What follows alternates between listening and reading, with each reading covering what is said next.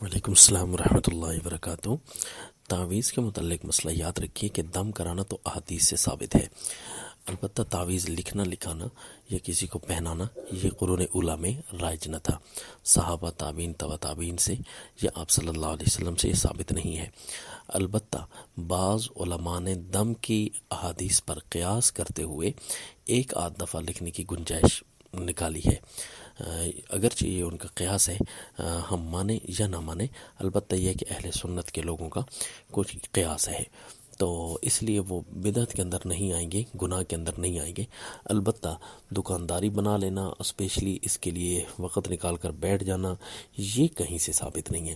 پھر ظلم پہ ظلم، یہ کہ بے پرد ہونا اور پیری مریدی کا سسٹم شروع ہو جانا، اسی وجہ سے یا تعویذ کے لیے یہ سوچنا کہ جو ہے فلاں آدمی دے گا تبھی فائدہ ہوگا، فلاں نہیں دے گا تو تب فائدہ نہیں ہوگا، تو یہ ساری چیزیں خلاف شرع بن جاتی ہیں۔ لہٰذا تعویذ اگر اس کے اندر یا جبرائیل یا میکائیل یا کوئی قرآن کے علاوہ کچھ اور لفظ لکھے ہوں تو وہ یقیناً شرک ہوتے ہیں، اور اگر قرآن والے الفاظ بھی لکھے ہوں تو یہ عمل اس لیے نہ کریں کہ یہ حدیث سے ثابت نہیں ہے۔